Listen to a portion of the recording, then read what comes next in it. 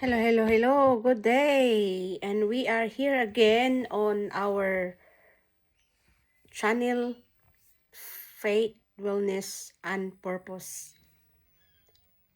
Good afternoon, everyone. My name is Luisa, and my topic today, Nature's Ancient Answer. And I'm talking about the aloe vera. So 6,000 years of healing confirmed by 1,500 modern studies. Long before modern medicine, ancient civilization knew the power of aloe vera, called the plant of immortality and nature's medicine.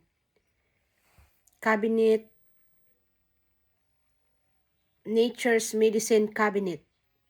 Aloe has been healing gut problems for millennia. Today, science confirms that ancient healers knew instinctively. So let's start from 6,000 BC or 6,000 before Christ.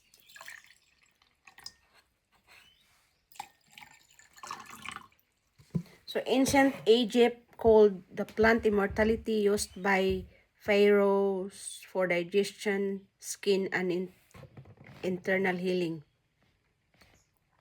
In 2200 BC, Mesopotamia, Sumerian clay tablets record aloe as a digestive and internal cleansing herb.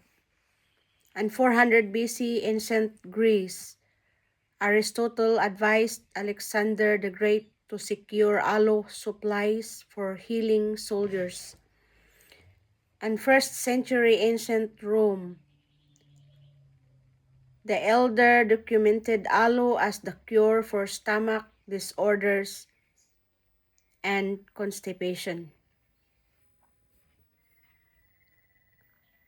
Today, 2024, modern science discovery, 1,500 published studies confirm aloe vera's gut healing, immune booster, and anti-inflammatory benefits. What makes aloe so powerful? This aloe, according to the studies, there is 200 more active ingredients, 75 vitamins and minerals, 20 amino acids, 8 essential enzymes. This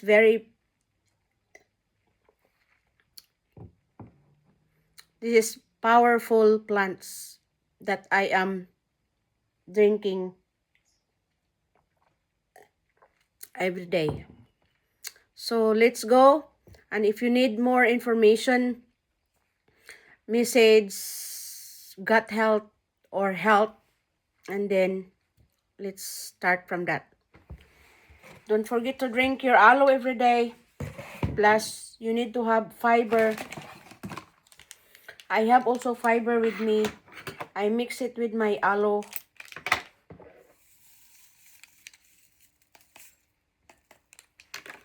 And it's really good for those people who do the fasting and they want to break their fasting with this aloe drink.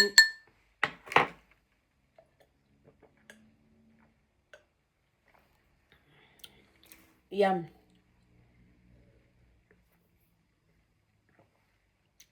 And I have a good news. Next week, we will have, they announced already, we have a new product called Aloe Mango. So the flavor will be mango. Take care, everyone. See you soon in next video. Please like and share with this video for those who want to know about aloe vera. Thank you. Have a good day.